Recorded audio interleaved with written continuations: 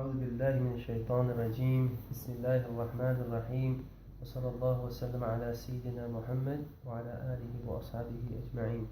اللهم صل على سيدنا محمد صلاة تخرجنا بها من أوحال الوهم وتوضح لنا ما أشكل حتى يفهم إنك تعلم ولا نعلم وأنت علام الغيوب. السلام عليكم ورحمة الله وبركاته. Right, so we are on Hadith 7 now. وعن أبي هريرة عبد الرحمن بن سخر رضي الله عنه. This hadith is narrated from Abu Huraira. We know obviously is one that is the most prominent relators of hadith. He narrated more hadith than any other. And he says رضي الله عنه, may Allah be pleased with him, قال رسول الله صلى الله عليه وسلم, that the Messenger of Allah صلى الله عليه وسلم said, إن الله تعالى, verily Allah Almighty, the Most High, لا ينظر إلى أجسامكم, He does not look to your bodies, ولا إلى صوركم, and not to your image, your images, your appearance, ولكن ينظر إلى قلوبكم وأعمالكم, rather He looks to your hearts and He looks to your actions. رواه مسلم.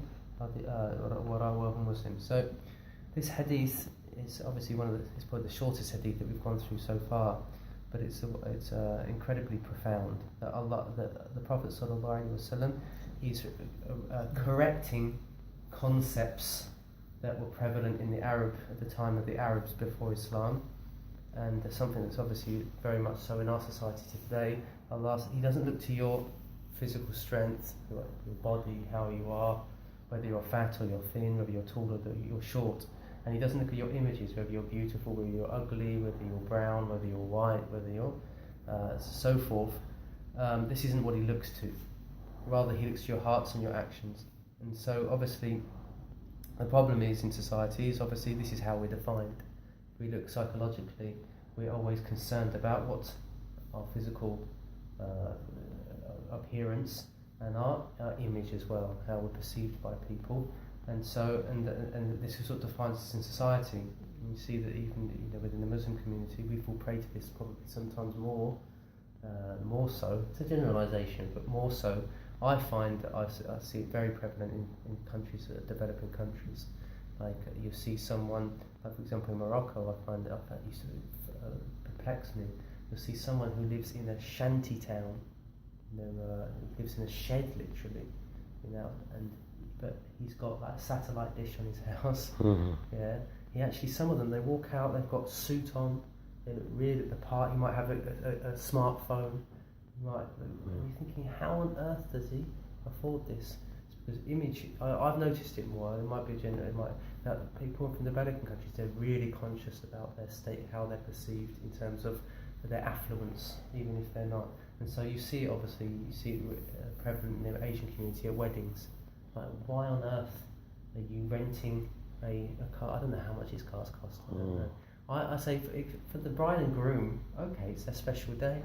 But why on earth does everyone else have to have one? You're not getting married. But they dress up. Today they dress up more than the bride and groom. You're trying to distinguish who's getting married here. It's so important to people how they feel that they are defined by their station.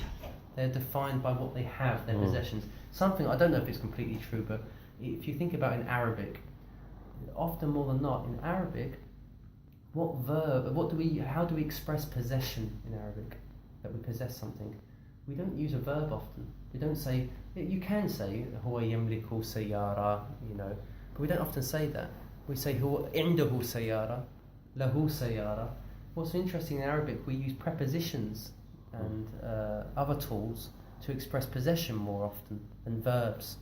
And this is my thinking, I don't know if it's true, but it's to show that you don't really have things. You don't own them. Rather, you have them. But the problem is we live in a day and age where you are defined by what you have. While from an Islamic perspective, the idea is that someone else had it before you, it passes on to you, you have it for a short moment of time, and then it passes on to someone else. So why on earth would you be attached why on earth would you think that actually defines you? And unfortunately, when you do feel that the things that you own define you, it creates huge anxiety in you, because you're always clinging to that thing. I've got to have it. So when you're clinging to things externally outside of you, it creates huge anxiety inside of you, because as long as because the outcome of everything is that it's going to perish. And so you're clinging to it. I've got to have it. I've got to have that thing in my life. And once that thing goes, which is inevitable, you feel like you're nothing. And how many people, when the stock exchange crashes, what do? They end up toppling themselves because their whole existence revolved around that thing. And that's what an ilah is, isn't it? The reality of a God is something that your life revolves around. If it's taken out of your life, then you don't see the purpose of continuing. And so that's very profound when we're saying La ilaha illallah. We're saying there's nothing worthy of worship. But what does that mean on a practical level? That means you can take anything out of my life, and obviously it's going to hurt. I'm not going to lie to you. If I crash my car, I'm going to be disappointed. My BM, for a while you're going to be a bit upset. Anyone is. But you get over it, you move on, and that's what I call healthy attachment. Healthy attachment is that you accept that you're upset about the thing, and you dwell with that for a while just to acknowledge it, but you can live on. Unhealthy attachment is what? It's where the mother whose child's passed away, you don't understand anyone to go through that, it's difficult, but they still want the bedroom to stay as it always, it's 50 years on, she's grieving still every year, and that no one can go into the bedroom and it's got to stay the way the child, that's unhealthy attachment, obviously. And so Allah's saying basically, don't be attached to outward things, and it's very, very unhealthy for us if we are to do so, and it creates huge anxiety. Allah doesn't look to these things. What does He look to? He looks at two things. He looks at your state of your heart. It's interesting that He mentions that first, because this is where the crux of the issue lies, is intention, the heart. So what's amazing about Allah is He doesn't judge you by outcomes, while as human beings we have to judge each other by outcomes. The world won't function if you don't, you've got, if you come up to your boss and he set a project and you say, I really meant to do it and I did everything, and he knows that you did put all your effort in, but you don't come out with a result, you're going to get fired, because we need to produce things. But Allah, what's amazing about Allah is He knows deep down, if you tried something, even if you didn't succeed, you didn't produce something, He still accepts that effort. And that's very profound, because if as human beings we can, when we're raising our children, for example, we can accept, we should at least celebrate, that you tried. The result isn't that important. We will raise a healthier generation, because if we're always performance based, like for example, what did you get? What did you achieve to the child? And you only celebrate it when he's, oh yes, you got an A.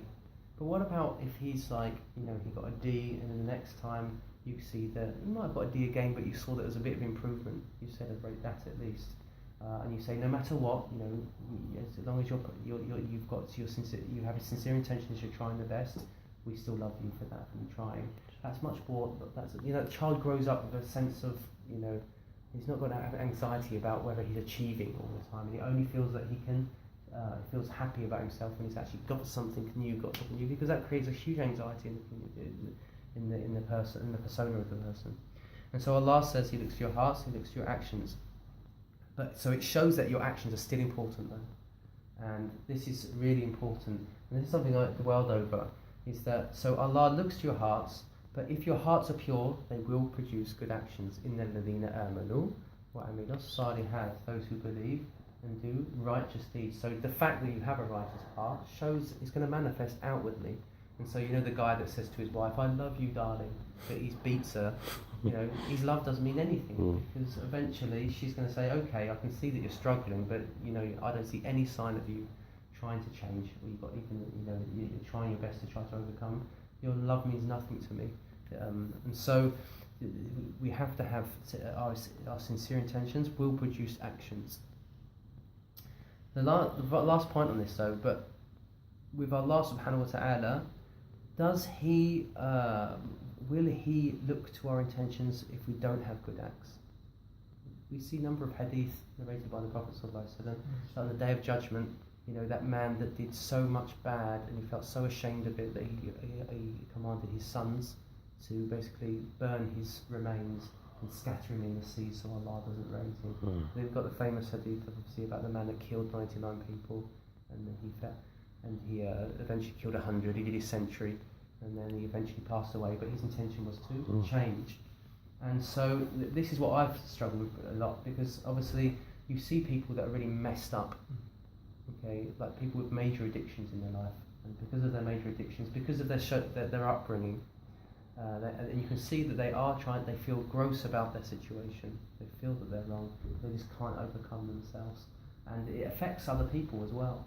Is Allah, because a lot of people, when you bring up these hadith, especially with kids, they say, he killed 100 people. He should go to hell. He did this bad. It doesn't matter if he repented. He's got to have justice for what this person did wrong. That's not. And so obviously justice is something so important to us as human beings. But we've got to understand, why did that person do the act that he did? And it did affect other people. Will he be held to justice, or will Allah forgive him? It's Allah's choice. It's his prerogative, Allah, whether he forgives or not. And we can't say on the day of judgment, well, hang on a minute, Allah, you can't forgive him. He did such and such. Allah chooses out of his wisdom. Maybe one of the wisdoms is that person, deep down, he did have goodness about himself, and he felt broken about himself, and he wished to change, but he just couldn't do it due to his circumstances. Now, obviously, in this world, we have to deal with people by their actions. If someone does wrong, you've got to judge them, and they're going to be sentenced. But on the day of judgment, will Allah look beyond that, because he could see that the person had so many struggles in his life, he found it impossible to change his circumstances, and maybe that's why Allah forgives them. So they say, sometimes we have to be cautious about judging people because of their predicament. How do we compare that hadith with there's a verse in the Quran, but it says, he who commits murder mistakenly will be forgiven, but he who does so, I can't remember the word in Arabic though, his ending will be in the hellfire. Yeah. In terms of murder. Now, the thing I take from this, for Allah knows best, I said this is something open to discuss. The way I understand that, obviously, if you do something blatantly, so you're not doing it because you're being overcome by your own, so this person that killed 99 people, you could see that he was in a broken state. He had anger management issues. Because when he went to the first guy and said to him, "I'm forgiven," he got so angry, blind angry, he killed him. Now he wasn't doing it maliciously. Okay, he was just basically overwhelmed, so angry, and he lashed out, and so Allah forgave that person. Now Fir'aun's very different. Fir'aun is like he's fully aware and cognizant of what he's doing, and he's doing it maliciously. People that harm others maliciously, there's definitely we say that person's going to be taken into account, and he is going to be punished if he doesn't change his ways, obviously, before he passes away. As for someone who's so broken by his wrong deeds, is he the same? We can't. Obviously, he's a different station. Okay, will he be taken into account? Well, that's between him and Allah. We're not here to judge, but we're saying more than likely, it's more likely that he will be open to Allah's mercy. And that's what, people, because we see this in society today, we see people really struggling, and they actually do affect their own family members. And but is it always because of being malicious? Some people are just so messed up, so dysfunctional that they're doing these things. Is there a chance for those people? Because the problem is they compound their dysfunctionalism with the self-hatred, and they make things worse. And so we're saying there is hope, it's possible, but it doesn't excuse the act.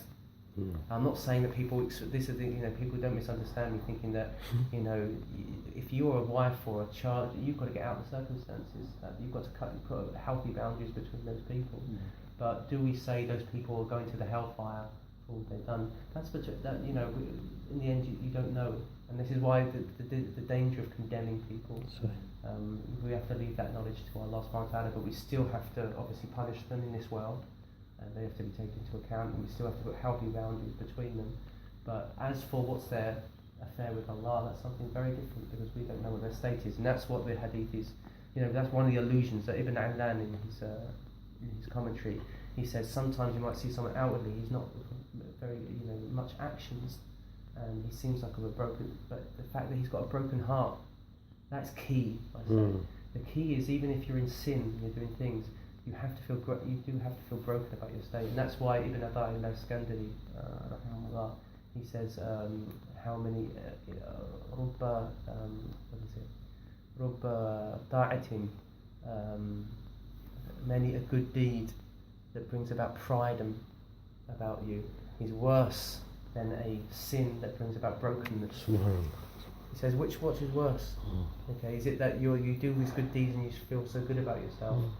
What's greater, or a sin that makes you broken-hearted? Now, we're not saying obviously you persist in that, but that's a greater state to be with Allah, that you're broken about it. Why Allah, am I in this state? I want to change, and some people don't find the means to change, and so we can't condemn people there, and we can't judge them in that situation. And another really important thing I know, someone came from, if you notice in the Muslim East, the scholars and so forth, they're very much into their presentation. If you look at Pakistani alim, he looks the part, doesn't he? He's got fancy Imam and stuff. If you come to Morocco, it's very different. If you notice the ulama in Morocco, generally, my teachers in the Qaraween, some of them didn't even have beards. The ulama of Morocco are very simple people. If you see them walking down the street, you don't see them. And a friend of mine that studied in the East, when he came to Morocco, he's like, what ulama are this? He says, don't judge people, you don't know what their circumstances they've been through. Like, for example, the ulama of Morocco were completely marginalised. They were by after the French left, the Moroccan ulama, they thought basically that they would bring religion back to the people, and they were cheated by their own people. They were completely broken. Some of my teachers, their own families were killed by in the what do you call it? And the French were kicked out after post-revolution. So their circumstances are very different. They're very simple people, the ulama, but some of them are very profound people. What Morocco taught me about when I lived in Morocco is be very careful of judging people, because some of that simple man on the streets, beardless, he's not doing anything. You don't know. In Moroccan, some of the people, I remember you see when I used to teach in the American Language Centre, you see one sister wearing Western clothing to anything, but she walks into the prayer room, and you're thinking, she starts praying her prayers, and there's other girls that have got hijab on, they're not even praying, and so we have to be very, very careful about we do that. And Turkey's a classic example of that as well. When I was in Turkey, you saw this woman dressed really appropriately thing. She came up to Jumu'ah and wanted to pray the Jumu'ah, and the old aunties in the place were trying to get her to wear some suitable clothing. You're thinking, why is she even trying to do this? And you realise that you have to be really careful about, in this day and age especially, there's a lot of confusion, a lot of ignorance, and a lot of people that just feel, because of the power of culture, they feel very difficult for them to change their ways, but you don't know what their hearts are. And sometimes we live in certain communities that really judge people with the outward exterior, even in religion. And that's very prevalent in the Asian community. Is that you have to conform to a certain way for you to be considered religious or not. If you don't walk, sometimes I feel like I'm sinful walking in the mosque without a topi on my head. I lose my whole station if one day I'm in town and I wasn't wearing, and then can I go to the mosque? I better miss a prayer for this, just because of what people. Perception's so powerful. It needs to change. You're right. And we should, and how many people that the new Muslims get chased out by mosques because they don't conform to a certain thing. And so we have to realise that we as a community, often more than not, we do judge people by their exterior, while Allah doesn't, and we have to become a lot broader in our perception. سبحانك اللهم وبحمدك نشهد أن لا إله إلا أنت نستغفرك ونتوب إليك عملنا ثم ظلمنا أنفسنا إن لم تغفر لنا وترحمنا لنكونن من الخاسرين سبحان ربك رب العزة عما يصفون وسلام على المرسلين الحمد لله رب العالمين. This even happened to me when I was